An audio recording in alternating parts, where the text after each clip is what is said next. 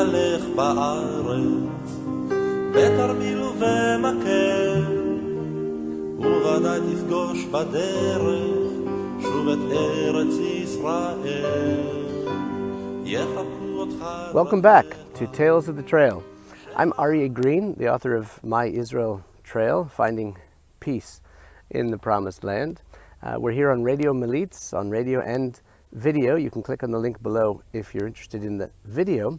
And today, actually, I'm doing something a little bit different. Thank you for joining us.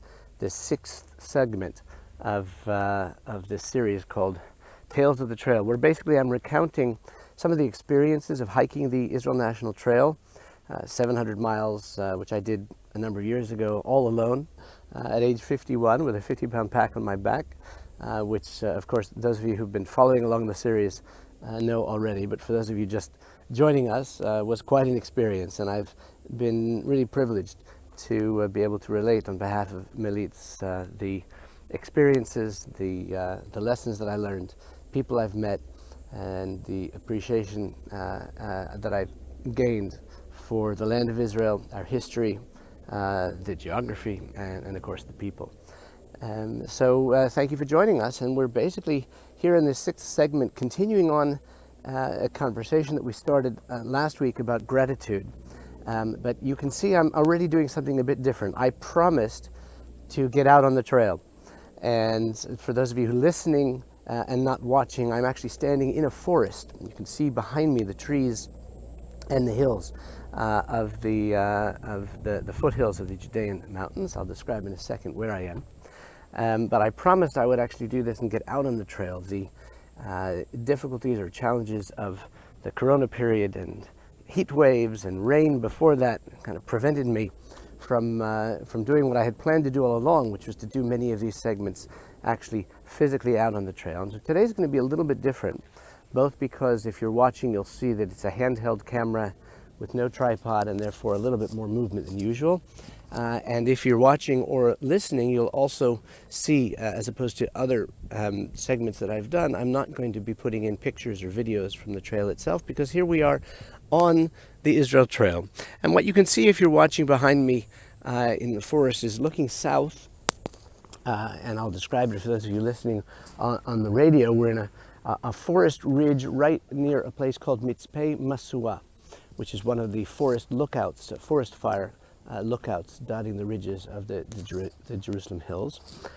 You can almost see, if I walk a few steps away, yes you can, the hills of the southern Judean range, and actually going down to the Hebron hills, the hills of Hebron. You can actually see, if you zoom in directly east or east-southeast of us, the communities of Gush Etzion.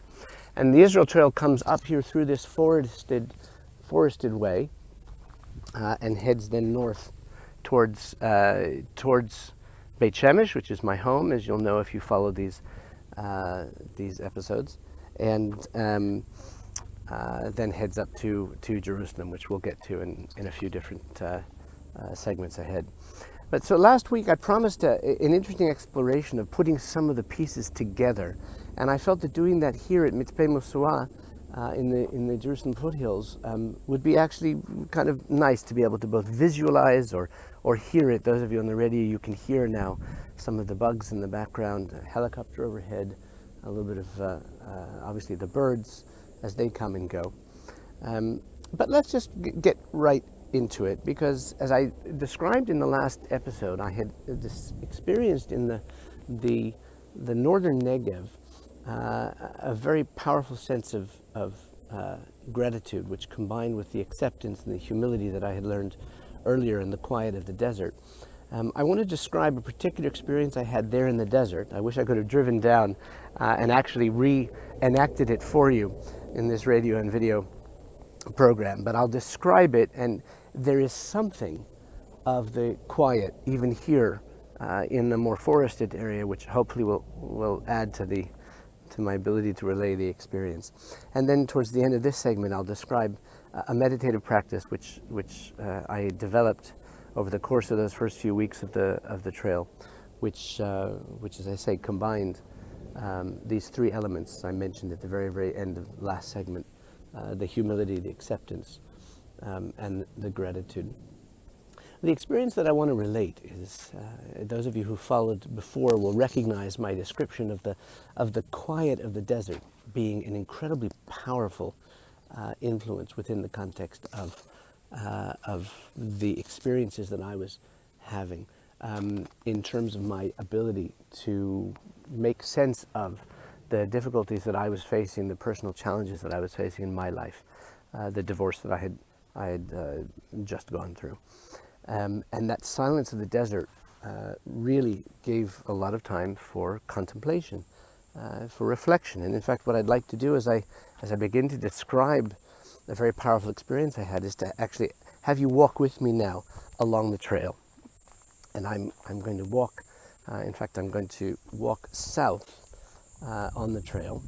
And although those of you viewing can see forest around me, I want to focus on the dirt, as it were, if you can see behind me, the dirt of the path. And those of you listening can just know that that the steps that you can hear in the dirt are reminiscent, if you will. They remind me of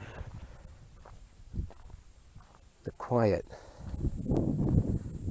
and the repetition.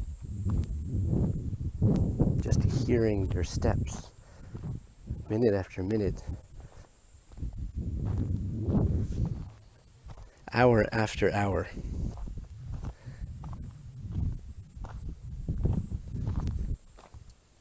As you trudge through a hot and dry desert.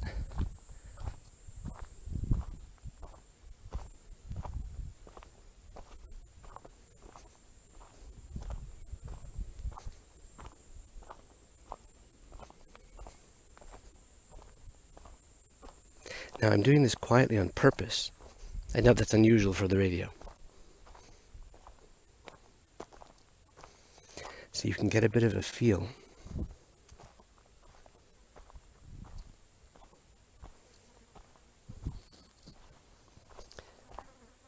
Imagine doing that hour after hour, literally day after day. I want to show you as I begin to describe this experience.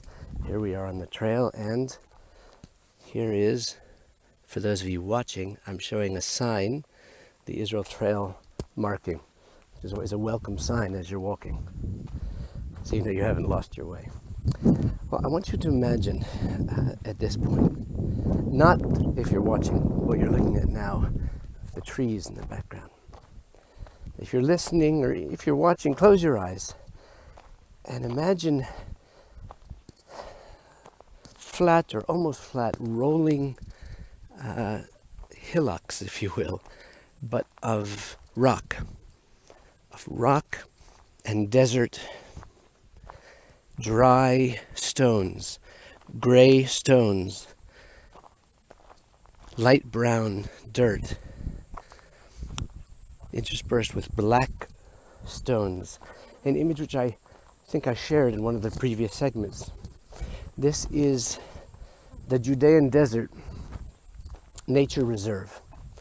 Funny enough, most people don't know, visitors to Israel, even longtime visitors to Israel, that the largest in terms of its area size nature reserve in Israel is called the Judean Desert Nature Reserve. Have you ever heard of it? Most people haven't. In fact, nobody has. I've never asked that question. People have heard of the Judean Desert, but not the nature reserve called the Judean Desert. This is a national park, I think, or a nature reserve. And there's a reason that nobody's ever heard of it. Nobody ever goes there. There's nothing there. Literally.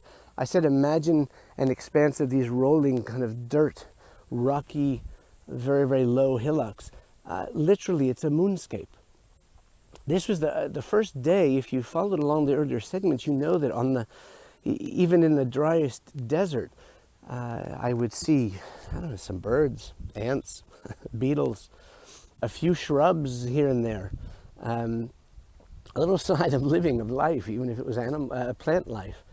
here in the Judean desert, just south of Arad. I had one of the most powerful experiences in the entire trek.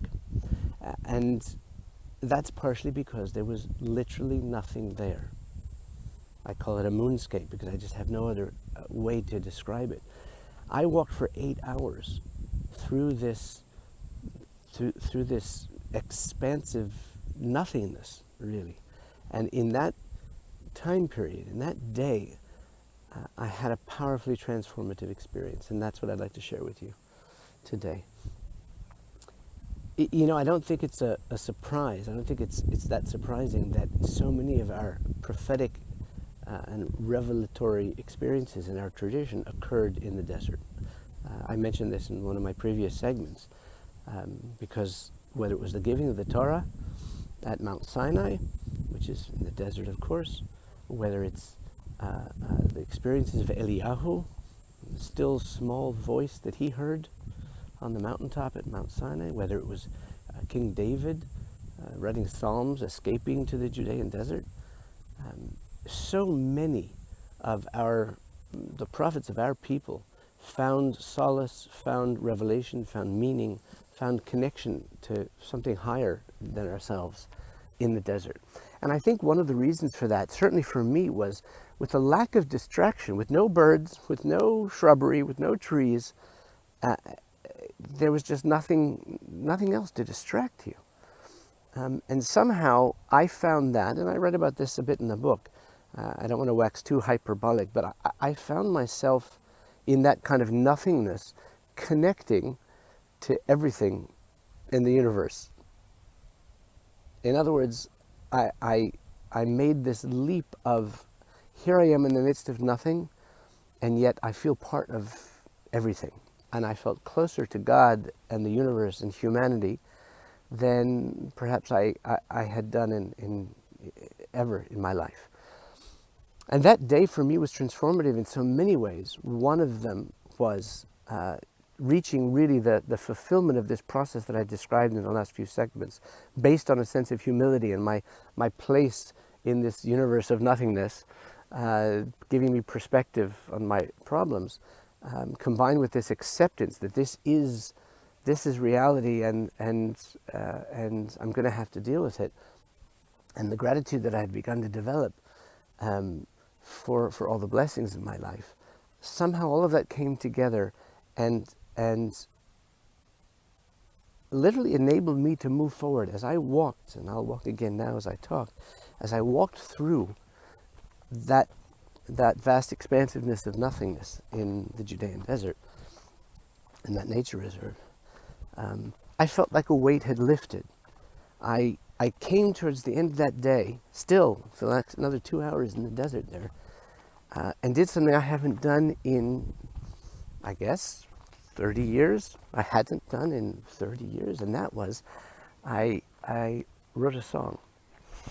Well, the truth is, what I did is I rewrote a song. I took a song that I had written 30 years ago, and added new words and a new verse, a new chorus, some new elements to it. But the point is not the structure of the song and the mechanisms or the content of it. The fact is, it was the first time that I had felt myself able to write a song, to write music. My heart was uplifted in a way that really surprised me.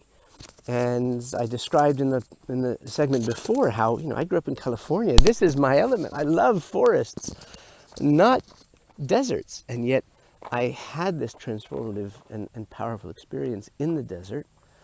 I think precisely because the challenge was given, was accepted, that I was with myself and with no one else, and that I was in a vast expanse of, I've called it nothingness, but of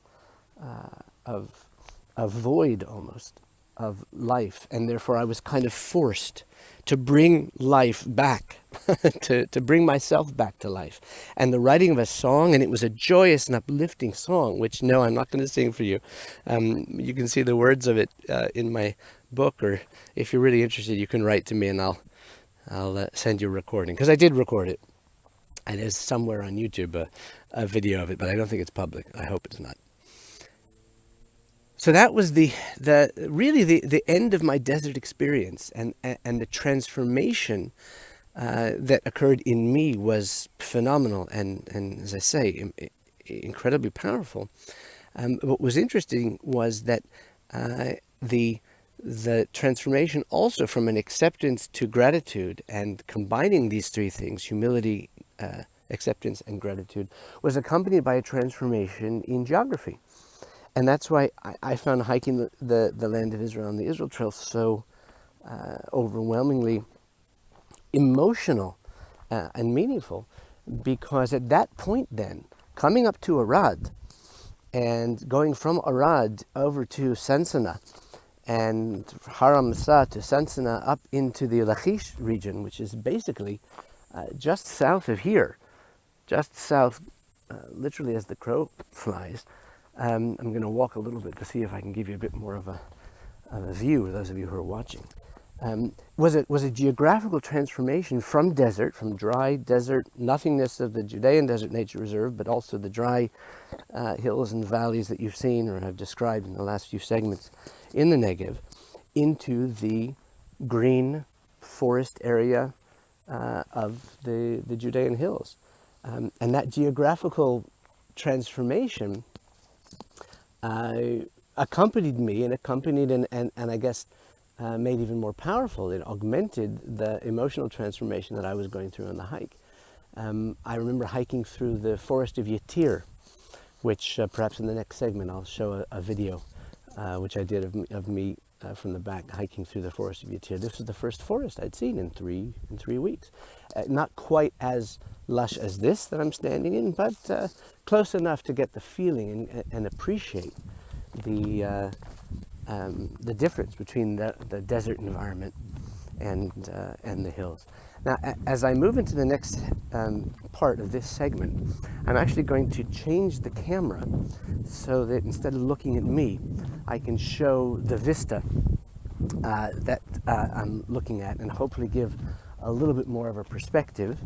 For those of you not watching but rather listening on the radio, I'll just note as I switch it, I think I can do this as I'm recording. This is an experiment, and I hope that everybody's enjoying the difficulties that I'm having. Now, I don't seem to be able to switch it, and that's okay. So I'll keep myself in the frame, doing the selfie shot.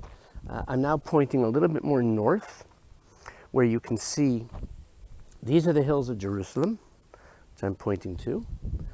These are the hills over there, basically is Beit Shemesh, looking north again, for those of you listening and not watching. There are a few army officers here, apparently planning out a drill. I can't quite see, and therefore can't show you, the coastal plain, which is to the west. I'm going to walk over here and see if we can see that, because the reason I'm pointing that out is that this particular area, which is relatively near my home in Beit Shemesh, as I mentioned, is itself kind of a meeting point of the coastal plain, the Judean hills, and the northern Negev. You can see through the trees a little bit some of the lower foothills reaching out to the coastal plain, but that's not so important, I suppose. What is important is a recognition that not only was I leaving the desert and coming into kind of more a verdant forest area with fields and wheat fields and fields of flowers and other vegetation, obviously agricultural region. I was also coming close to home. I was pointing out just now how near we are to Beit Shemesh, my home. And in fact, I spent about a week, I think I called that chapter in the book, about gratitude, circumnavigating home. Because literally, you walk up, going north from this area to just before Beit Shemesh, the Elah Valley, which we'll cover perhaps in the next segment, and then up the hills to Jerusalem, and then from Jerusalem down, and we'll definitely do a segment, I think, at the Mishlatim, the hills, leading up to Jerusalem, which played a very important role in the 1948 war, and the Israel Trail goes right through them. But this is literally going around Beit Shemesh, my home, and I spent that a good week or 10 days hiking towards and around Beit Shemesh without going home, which itself is a story which we'll come back to. The other thing I wanted to share with you in this segment, though, before we get into those elements of kind of the next steps of the journey, was something that I learned and practiced, and I think I can even demonstrate here in the quiet of this trail, even though it's not in the desert, which, as I said earlier, combines these issues of humility, acceptance, and gratitude. I want to share with you a meditative practice, which actually I discovered on a retreat in the hills. I love the fact that we're doing this also in video, because I can show you. I already showed you that right up there that I'm pointing to in the hills behind me to the east is Gush Etzion. For our radio listeners, I'm pointing east from these hills up into the hills of the southern Jerusalem hills, or the northern Hebron hills, where you can actually see some of the Gush Etzion communities, one of which is called Bat Ayin. And I spent a wonderful long weekend, a silent meditation weekend, soon after the wedding of my son, which was a year after my wife had said that she wanted a divorce, and a good almost a year before we finalized the divorce. But it was clear at that point that it was becoming serious, and that it was going to happen. And I had spent many days, hours talking, as you can imagine, to friends, family, to my former wife, to therapists, different therapists, and I was kind of done talking, I think is the way I've described it in the past. And having then felt that I kind of talked myself out, the idea of a silent meditation retreat was a very welcome diversion, if you will. And I went on this silent meditation retreat in Bat Ayin, and it was really a wonderful and powerful experience, and tremendously enjoyable as well, and very different. Even though I am Californian, it was not something that I had really pursued. I did some Zen sitting in high school and college, but nothing of this magnitude of 3 days of literally not speaking, meditating, singing, walking. And I learned some very interesting techniques, including one which was basically walking silent meditation. And I ended up developing a meditative practice which accompanied me for the entire trail, something that I did every morning. I did it before my tefillot, before my prayers every morning, and it was something that also I used when I wanted to or needed to in the course of the walk itself, in terms of the repetitive nature of the walk. Basically, it encompasses these three concepts that I've been discussing in all the segments until now. Humility and acceptance and gratitude. And it's based on a very simple mantra, if you will. Many of you know, listening or watching, that one of the names of God, in fact, the first time that God describes himself to Moshe Rabbeinu, to Moses, he says in a very obscure and difficult to translate phrase, Ehyeh Asher Ehyeh, which is often mistranslated, I will be what I will be, but it's not that, because Ehyeh is not necessarily in the future tense, it's also in the present tense in biblical Hebrew, a verb for existence. Asher is a conjunction, it's a connecting word.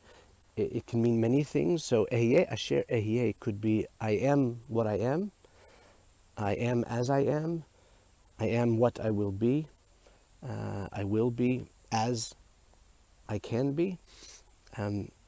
Basically, it's an expression, in my very humble interpretation, it's an expression of existence. I exist, I am existence. For me, that experience I described just recently in the desert was a connection to that existence. And having developed this meditative practice based on that phrase, Ehyeh Asher Ehyeh, made it all the more powerful. Now, what this meditative practice is, I'm going to demonstrate it, and it's on the video, but I'll describe also if you're just listening on the radio. It's a walking meditative practice, and it basically is it combines taking a step and saying this phrase to yourself. It could be out loud. I do it quietly as you're taking the step. And for me, the connection between lifting up your foot and passing over into the next step. I'm going to put the camera down so that perhaps you can see as I'm taking a step. Lifting up your foot, and that period when it's in the air before it comes down, to me represents that word Asher that's in between. Ehyeh Asher Ehyeh. That's in between, that it's the connection, that is this pivotal point where we don't know where we're going. This kind of inflection point between past and future, which is passive but it's active because you're hanging in the air between steps, but you're moving from one step to another. And I also felt, and I read about this a bit in the book, that it's indefinable. Nobody quite knows exactly that point of inflection when your weight goes from your transfers from your back foot to your front foot. And I've always felt that moment, that indefinable moment of pivot of the weight going from back to front is representative of that Asher in the beginning, in the middle of those two expressions of existence. There's an existence, there's another existence, and there's the Asher, the what, the as, the if, the and that's in between the two. And for me as a meditative practice, to say literally Asher, to say Ehyeh with one foot before it moves forward, and then Asher as the balance transfers to the front foot, Ehyeh as you step down on the next step, is a very calming, centering practice, which I found very helpful within the context of understanding that expression, Ehyeh Asher Ehyeh, I will be what I will be. It is what it is. This is reality. I am reality. God is reality. We are all part of this reality. For me, that was a very important element of the acceptance, based on this humility of understanding my place in the universe, which I found very, very helpful. And in the desert, it really came into its own as a meditative practice. I'm just going to do it, I see that our time is running out shortly. I'm going to do it very quickly, just to share with you the experience a few times in the quiet, and then I'll describe the second practice, and then we'll close.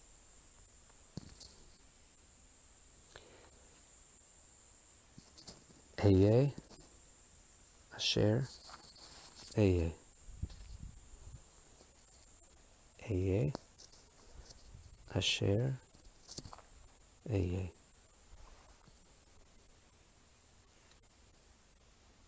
Ehyeh Asher Ehyeh. Ehyeh Asher Ehyeh. And that was something that I would do for 10, 15, 20 minutes at a time. And I still do with some frequency. And I'm very humbled and pleased to share it with those of you who are still listening or watching. And I hope that it can be somewhat helpful, perhaps, to you as well as a quiet, contemplative, meditative practice that enables us to reflect on our place in the universe. I want to quickly move on, since our time is running out, to the second practice, which immediately followed that in my morning tefillah and my morning prayers, and that is to do something very similar in a walking meditation, but using different words. And these two words are words that have accompanied me for most of my life, and relate specifically to this third element of gratitude. And that is what we say when we wake up in the morning. Traditional Jews say, Modeh ani lifanecha, melech chai v'kayam. I am so thankful to you, to God, to the everlasting and eternal God, for my life and for bringing me back from sleep.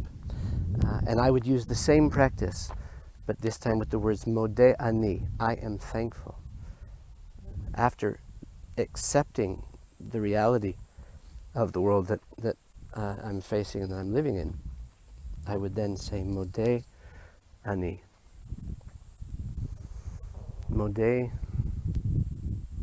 ani. Modeh ani. Modeh ani. Each time taking a step with the pivotal point, that inflection point in between those two words of Modeh and ani. And now I think that you can understand what I've kind of been leading up to in the last two segments of this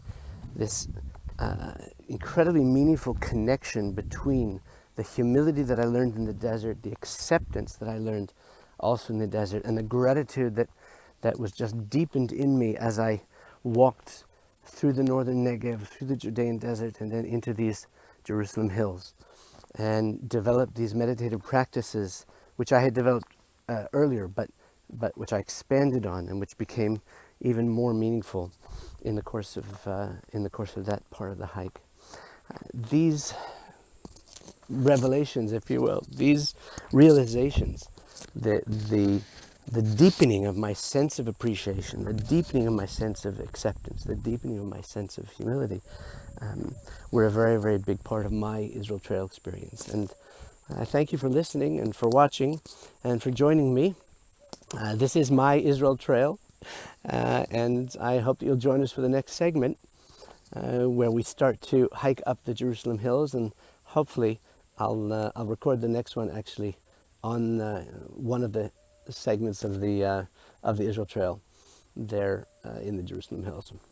Thanks for watching. Thanks for listening. והתהלך בארץ בתרמיל ובמקל, וודאי תפגוש בדרך שוב את ארץ ישראל. יחבקו אותך דרכיה של הארץ הטובה,